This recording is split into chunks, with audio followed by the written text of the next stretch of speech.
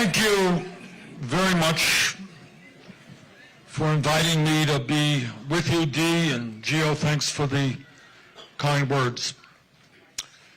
We live in a dangerous and unprecedented moment in American history. We have a president who is a pathological liar, who is corrupt, who is a racist, a sexist, a xenophobe, a homophobe, and a religious bigot. And we are going to get rid of Donald Trump.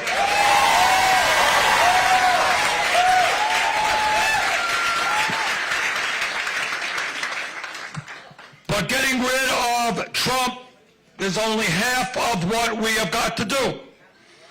We recognize right now that we have an economy where half of our people are living paycheck to paycheck, where millions of workers are working 2 or 3 jobs to take care of their families.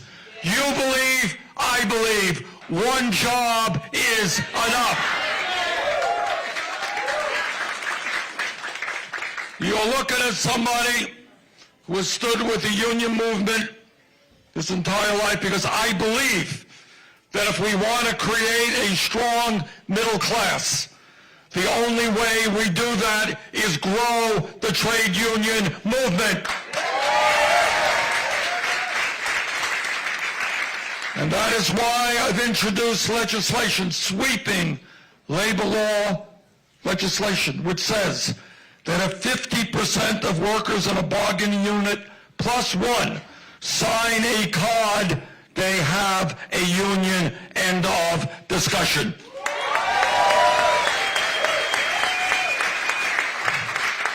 This legislation does away with Section 14B of Taft-Hartley and so-called right-to-work laws. Gone.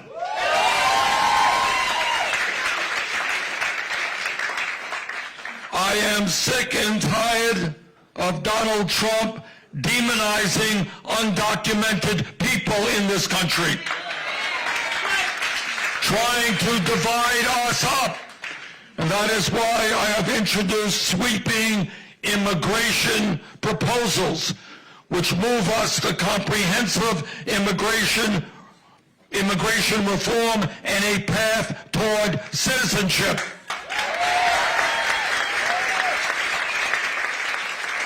Under our administration, federal agents will not be seizing little babies from the arms of their mothers or throwing children into cages.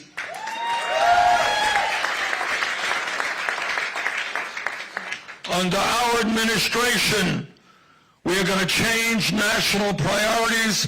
We're not going to be giving tax breaks to billionaires. We're going to be building millions of units of low-income and affordable housing. I will not accept as president 3 people in America owning more wealth than the bottom half of our country, while at the same time 500,000 Americans, including 30,000 veterans, are sleeping out on the streets. And I believe, and I believe my entire life, that health care is a human right.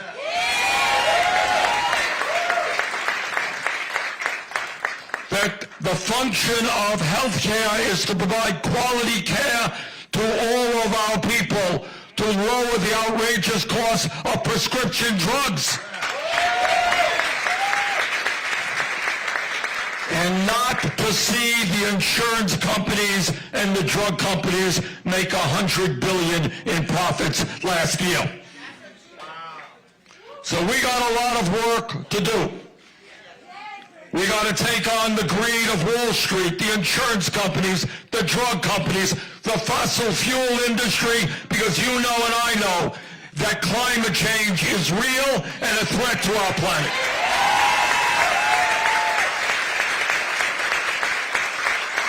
We need immigration, comprehensive immigration reform, and criminal justice reform. Because I don't want this country to have more people in jail, disproportionately African American and Latino. And that's why we're going to end the war on drugs. So, brothers and sisters, I am here today not only to ask for your help in winning Nevada, and I think we have an excellent chance to do that, not only to ask for your help in defeating the most dangerous president in the history of our country, we're going to do that too. But I'm here to ask you to help me transform our country so that we have a government and an economy that works for all of us, not just wealthy campaign contributors. Thank you very much.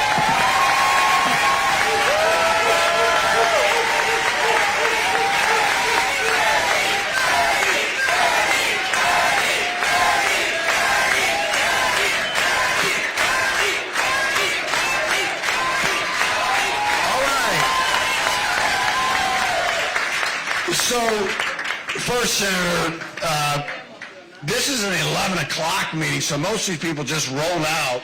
So you got 11 o'clock meeting excited as our evening meeting, so that says something about you, seriously.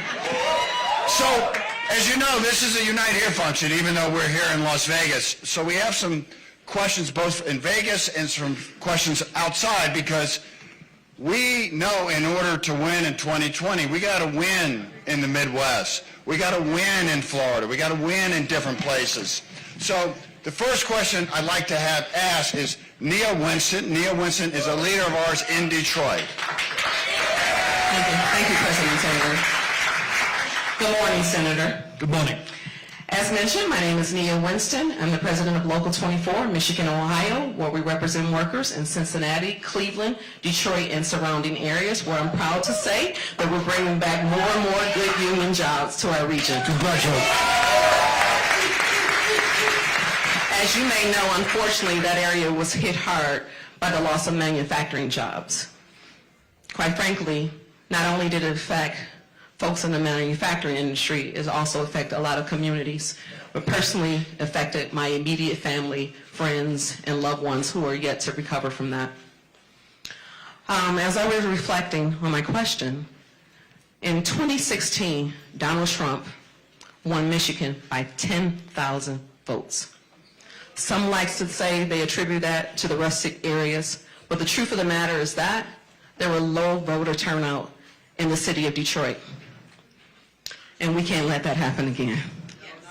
So my question for you, Senator, is that what would you do to bring good jobs back to cities like Detroit, and how would you re-energize the voters?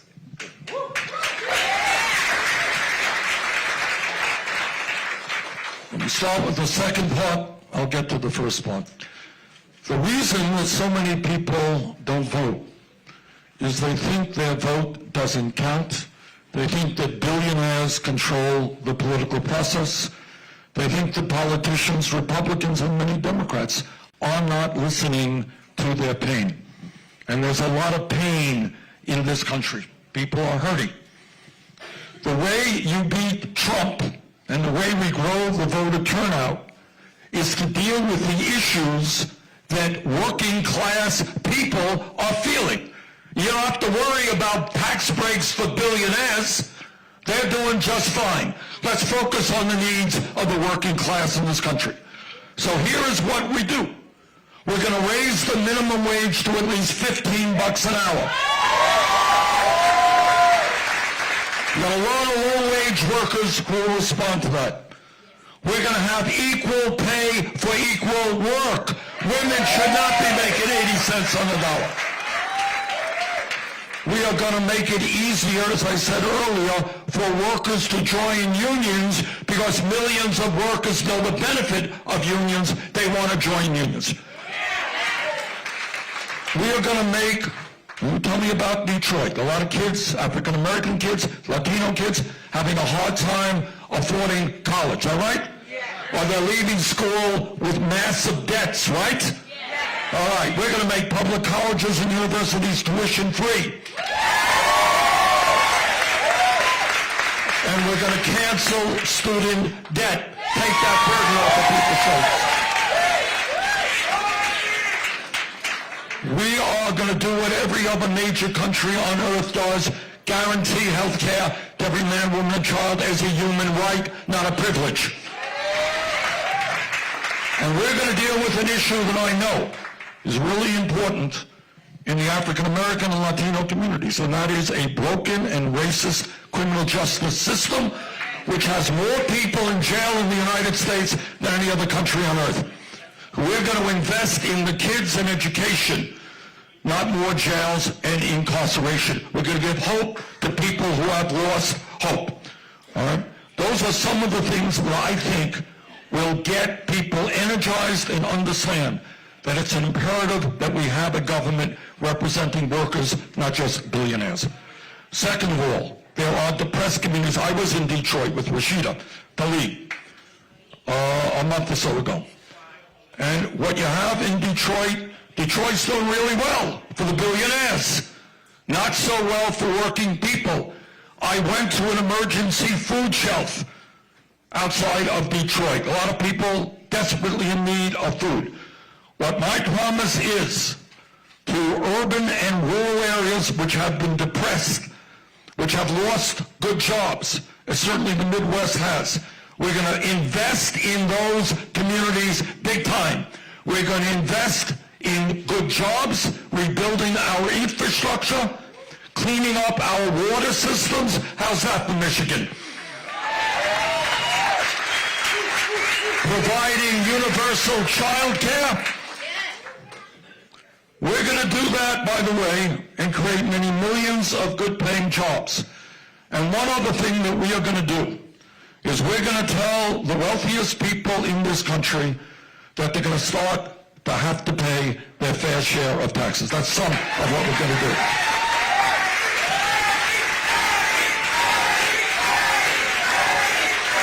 So, we have a former Frontier striker who was on the picket lines for 6 years, 4 months, and 10 days without one single person crossing the picket line. Elodia, you want to ask a question?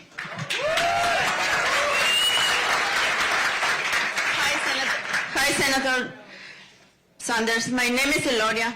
I am a Frontier striker. In Las Vegas, we've been fighting for health care for decades. We have a strike for 9 months and a half at the Horseshoe. In 1991, we have the Frontier strike for 6 years, 4 months, and 10 days. And no one of us crossed the picket line.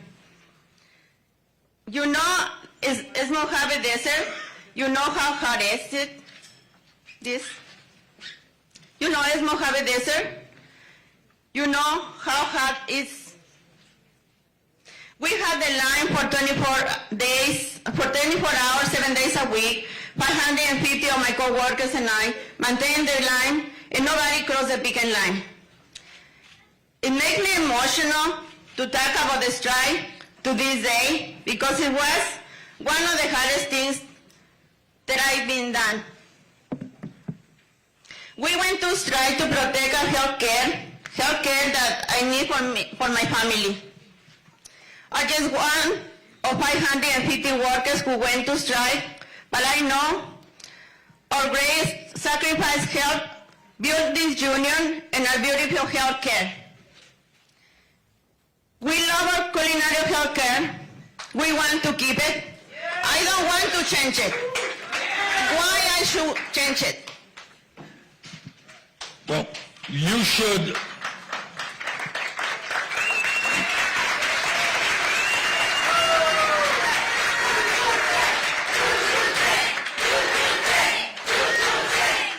Let me just say this. Thank you. We have in this country a dysfunctional, broken, and cruel healthcare system, right? Now, we spend twice as much per person on healthcare as do the people of any other country. You all know that? So it's not a question that we are not spending enough. We spend a fortune. We're spending $11,000 for every man, woman, and child in this country on health care. And yet after we spend all of that money, 87 million people are uninsured or underinsured. 30,000 die each year because they don't go to a doctor when they should because they're uninsured. And 500,000 people go bankrupt because of medically related debt. Can't pay their health care bills. The United States is the only major country on earth not to guarantee health care to all people as a human right. I live in Burlington, Vermont. Come on up and visit us sometime. It gets a little cold up there, I gotta tell you. I live 50 miles away from the Canadian border. If you get really sick and you have a major operation in Canada, does anybody here know how much you end up paying after a month in the hospital? Zero, not a penny. You go to any doctor you want, any hospital you want. What Medicare for All, I want you to listen to this. This is what we are doing. We are proposing.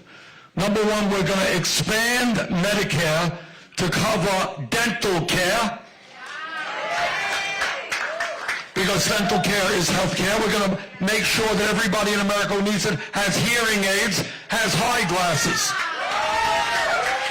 And the other thing that we are going to do is have Medicare cover home health care so that elderly people are not pushed out of their homes into nursing homes.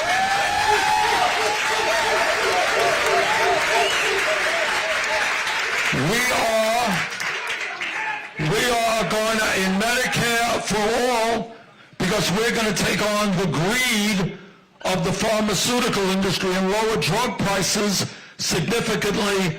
Nobody will pay more than $200 a year for prescription drugs, no matter what your illness is.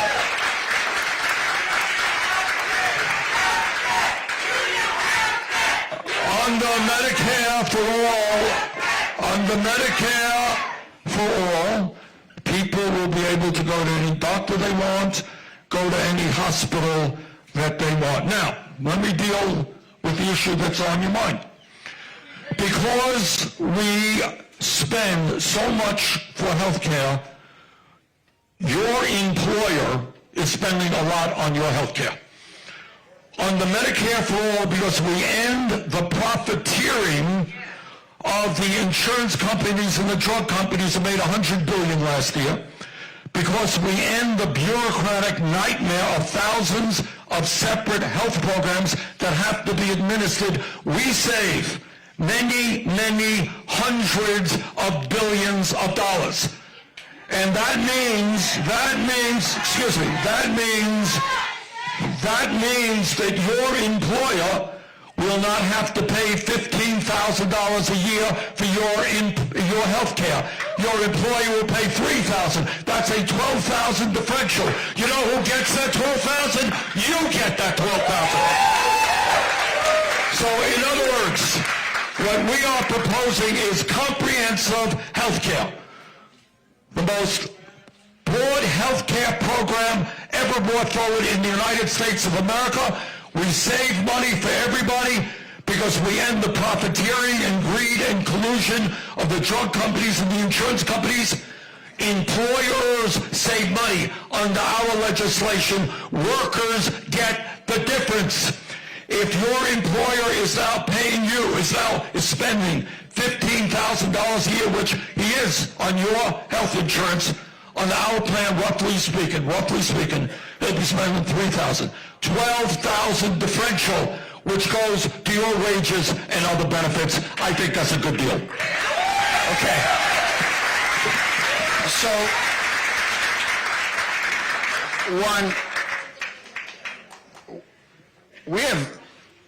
I believe in town hall meetings, but we're going to let candidates speak without any sort of heckling. And if you want to heckle, go outside and heckle. I don't mind, but we want to learn. The town hall meetings are to learn from each candidate. Right. Frankly, not to learn from the hecklers, but to learn from the candidates. Right. Second, I want to be very clear to everybody. This union stands very strongly that every single American, just like Senator Sanders has said, deserves to have good quality health care. It is a right. It should never be a privilege in this country. Let's be very clear about that. Now, we have you never get out of any Q&A in Las Vegas right now without a question from a station's worker. So I want to introduce Matthew, who's a bartender at the Fiesta Henderson. He's a real trooper. He's been on our committee for quite some time. Matthew.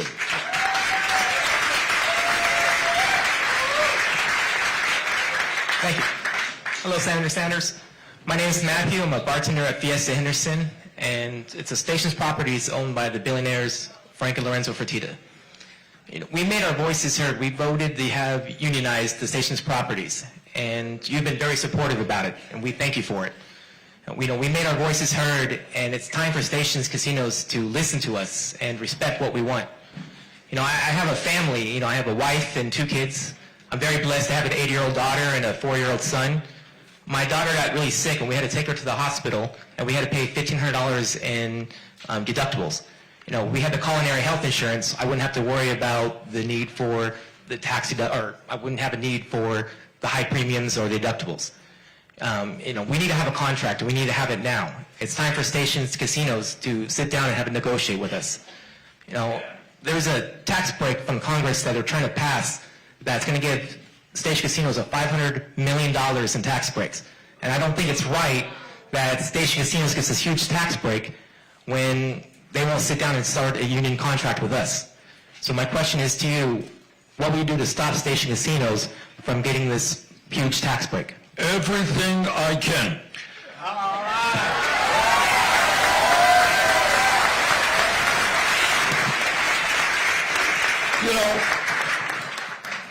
We live in a country where the government continues to give tax breaks and government contracts to companies who are contemptuous of workers, who deny them the right to organize, who may ship their jobs abroad. Under our administration, we are not going to be giving tax breaks to those companies who refuse to allow workers the right to organize and, in fact, to sit down and negotiate a fair first contract. That's what we will do. I have no doubt about Senator Sanders' position, but we have to back him up with other senators. That I will guarantee you. Now, the next is, as you know, Unite Here wants to change Florida. I'm sick and tired of losing Florida by 1 percentage point. That's what it always is. I want to introduce, she's one of our leaders. She is actually the president of our local in Miami, Rose.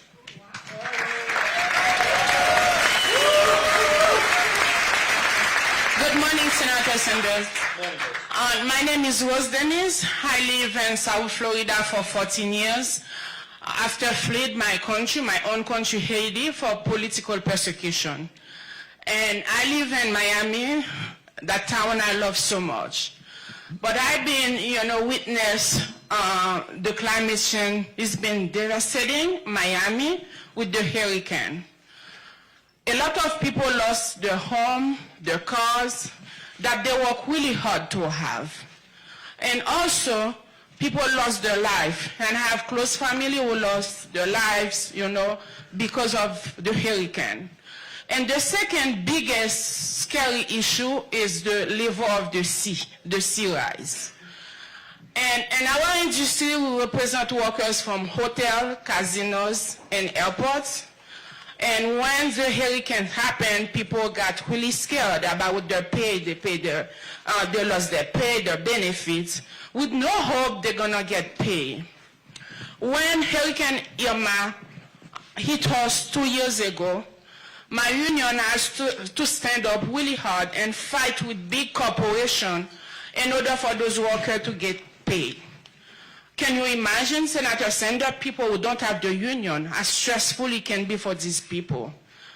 My question for you, what is your plan on issue of work and climate, because we stand to lose a lot of jobs in Florida and Miami, especially because of the climate change.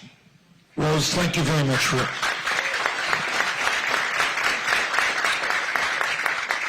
Okay, I'm going to get everybody very nervous now, all right?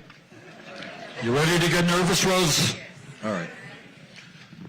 We have a president today who is not only doing a terrible disservice to the people of our country, but to the entire world and our kids and future generations by denying the reality of climate change.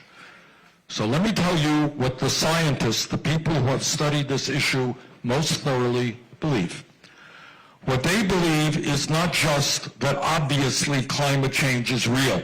You talk about Florida. We saw what happened in the Bahamas. We saw what happened in New Orleans. We saw what happened in Charleston. We saw what happened in Houston. Right now, in Australia, that country is on fire. California, you all know the terrible drought and the fires that took place. I went to Paradise, California. Does that town ring a bell? Yep. Town was almost wiped out by a fire several years ago. So here is what the scientists are telling us. And that is, if we do not get our act together in the United States and all over the world, the sea will continue to rise. Miami is one of the cities that will be significantly underwater by the end of the century. That means repeated floods, more frequently and worse. New York City, Charleston, South Carolina, coastal communities all over the world. It means we're going to see more drought. Farmers are not going to be able to grow the food that we need. Food prices are going to go up. When the earth warms, we're going to see more disease because the bacteria in malaria and in other serious diseases will be around longer. We're going to see more severe weather disturbances. That's what we have to look forward to unless we do the right thing. And I am very proud to tell you that I have listened to the scientists. I've read a little bit about this. We have introduced the most comprehensive and sweeping climate change legislation ever introduced by any candidate running for federal office. And that is based on the so-called, what we call the Green New Deal. By working with people in Congress like Alexandria Ocasio-Cortez on this issue. And what we can do is create many millions of good-paying jobs as we transform our energy system away from fossil fuel to energy efficiency and sustainable energy. What we are dealing with here, and Rose, I thank you so much for asking this, it is easy for us to turn our backs on this issue. Oh, climate change is not real. If you do that, you are doing a terrible disservice to your kids and your grandchildren. Climate change is real. And as president, I will not only help transform the energy system in this country, but lead the world. We got to get Russia, China, India, Pakistan, all the countries of the world on board.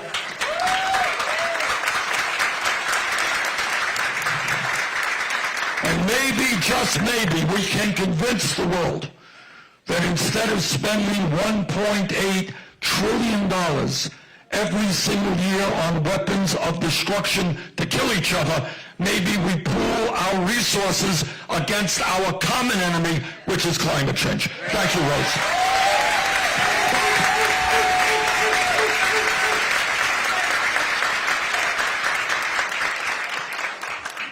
I know climate change is real because Bill Nye, the science guy, confirmed it, so I'm good. Anybody who doesn't think it's real has not lived it around at all. Thank you, Rose. One of the things I said when we started this was what airline catering represents. Not the best of America, the worst of America. The best of America are those workers who are fighting it. I'd like to introduce Samuel from Dallas, who works in the Sky Chef unit at American Airlines.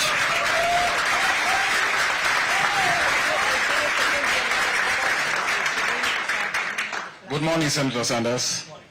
My name is Samuel Tandankwa.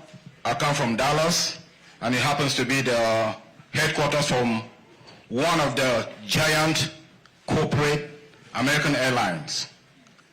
I've worked with LSG Sky Chef for American Airlines. I've been doing that for almost 20 years. Back in years ago, September 11, I lost personal days, lost vacations with my colleagues because American Airlines was at the verge of getting into bankruptcy. But American Airlines had long emerged and they're making billions in profit. But yet, to say anything to us who made the billions for them, a co-worker of mine in 2015 lost his life because he worked excessive hours for American Airlines, and on his way going home, he slept behind the wheel, got into an accident and died. May his soul rest in peace. Senator, permit me ask for a moment of silence for Hassan.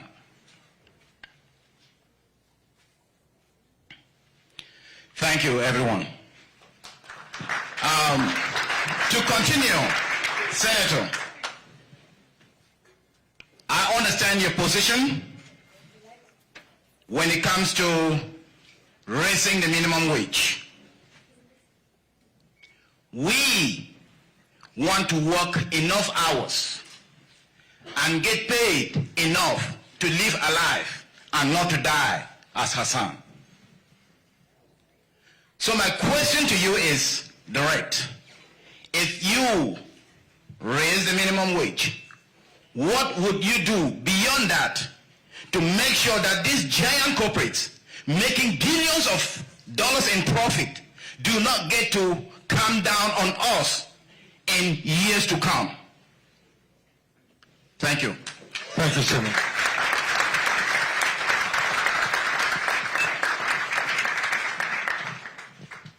Under our administration, you are going to have a government that stands with working people and not just the wealthy and the powerful. As a matter of fact, I have sat down with American Airlines, and you're absolutely right. Here you have a corporation that is doing extremely well, making large profits, but they still refuse to pay their employees a living wage. All right, as President of the United States, we will invite American Airlines and unite into the Oval Office to discuss that matter.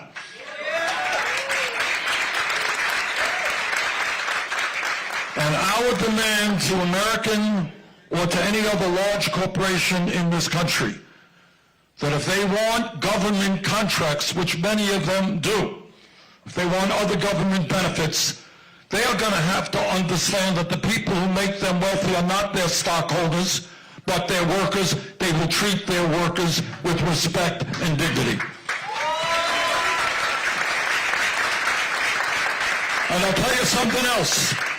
We have this is fairly radical, done in a couple of other countries, but this is what I believe we should do here. Right now, you tell me how many workers there are on American Airlines Board of Directors. Any? There are none. We will have 45% of the workers on that board coming from the working class, coming from employees. You can sit there. And I think you can appreciate that if workers are sitting on that board, the decisions they will be making a little bit different than what goes on right now. And also we're going to have a situation where workers will get 20% of the stock issued by the company as well. So, bottom line is, all of us, not just in this room, but all over this country, are sick and tired of seeing large corporations make huge profits, their stockholders getting rich while their workers continue to get exploited. We will do everything we can to change that dynamic. Thank you, Senator. We have a last question from Maria from the Golden Nugget here in Las Vegas. Hello, Senators. Good morning. My name is Maria Balicanta, and I'm a casino reporter at the Golden Nugget in Las Vegas, downtown Las Vegas. So,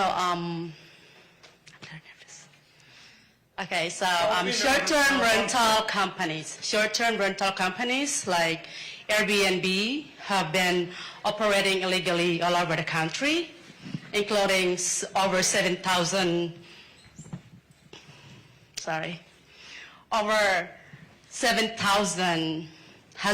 it's been listings here in Clark County. So this is a size of 2 villages, and that's going to hurt workers like us. So my question to you is, what will you do? I mean, how are you going to stop this?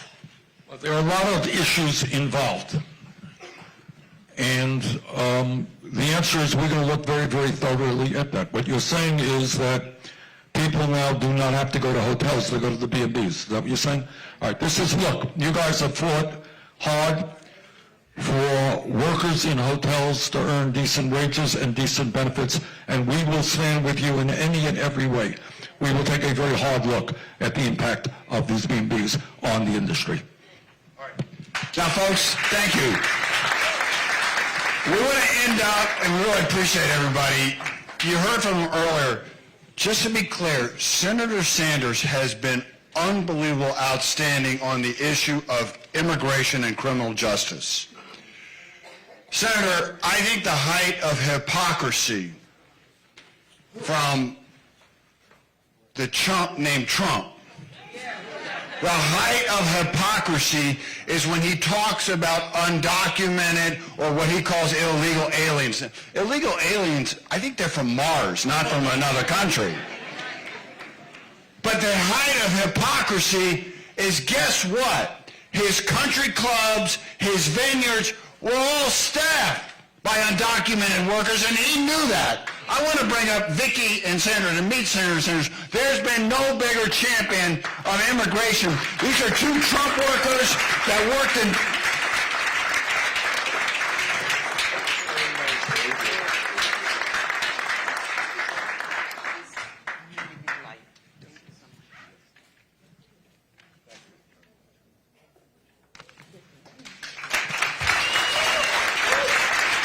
So, brothers and sisters, we're going to have another town hall. We had one last night. I want to thank Senator Sanders. He has been a champion over and over and over. I can't say it enough. Senator, we love you. You are a champion when it's raining out, and it's an honor that you've been with us today. Thank you so much.